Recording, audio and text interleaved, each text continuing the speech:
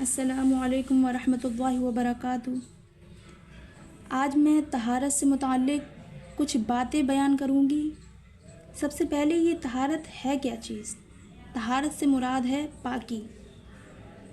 جب بندہ پاک ہی نہ ہوگا تو نہ تو وہ قرآن پاک کی تلاوت کر سکتا ہے اور نہ ہی نماز ادا کر سکتا ہے۔ تو آئیے اسی سے متعلق کچھ باتیں بیان کروں، اسے سنیں اور اس پر عمل کریں کہ نماز کے لیے طہارت یعنی پاکی ایسی ضروری چیز ہے کہ بغیر اس کے نماز ہی نہیں ہوتی۔ یعنی جب بندہ پاک ہی نہ ہوگا تو وہ نماز بھی نہیں پڑھ سکتا۔ تو بلکہ جان بوجھ کر بغیر طہارت نماز ادا کرنے کو علماء کرام کفر لکھتے ہیں۔ یعنی کہ جان بوجھ کر بغیر طہارت، جب جیسے بندے کو پتہ ہے کہ وہ پاک نہیں ہے اور اس نے جان بوجھ کر نماز ادا کی بغیر طہارت کے، تو اس پر علماء کرام کفر لکھتے ہیں۔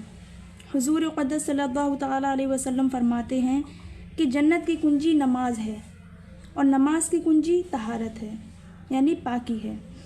ایک روز نبی کریم صلی اللہ تعالیٰ علیہ وسلم صبح کی نماز میں سورہ روم پڑھتے تھے۔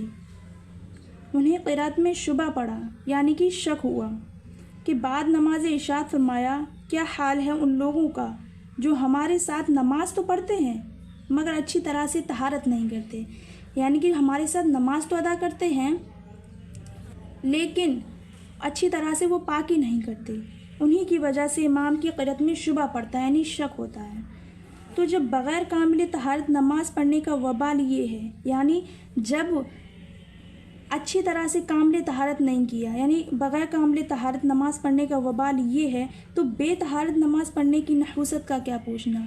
جب اچھی طرح سے طہارت نہیں کی تب اس کا وبال یہ ہے، اور جب طہارت ہی نہیں کریں گے یعنی پاکی نہیں کریں گے تو اس کی نحوست کا کیا پوچھنا۔ واللہ یہ تو عبادت کی بے ادبی و توہین ہے، اور اس کا نتیجہ معلوم ہے کہ مولا عز و جل اپنے محبوب صلی اللہ تعالیٰ علیہ وسلم کے طفیل ہر مسلمان کا خاتمہ ایمان پر فرمائے، آمین ثم آمین۔ طہارت کی دو قسمیں ہیں، طہارت صغریٰ اور طہارت کبریٰ۔ طہارت صغریٰ سے مراد ہے چھوٹی پاکی اور طہارت کبریٰ سے مراد ہے بڑی پاکی۔ طہارت صغریٰ وضو ہے اور طہارت کبریٰ غسل ہے۔ یعنی کہتے ہیں طہارت صغریٰ چھوٹی پاکی، یعنی جس سے ہم وضو کر رہے ہیں تو وضو چھوٹی پاکی ہو گئی۔ طہارت کبریٰ غسل، جب ہم نے پورا غسل کر لیا تو اسے بولیں گے بڑی پاکی۔ تو امید کرتی ہوں آپ کو میری بات سمجھ میں آئی ہوگی اور اس پر عمل بھی کیجیے۔ السلام علیکم ورحمۃ اللہ وبرکاتہ۔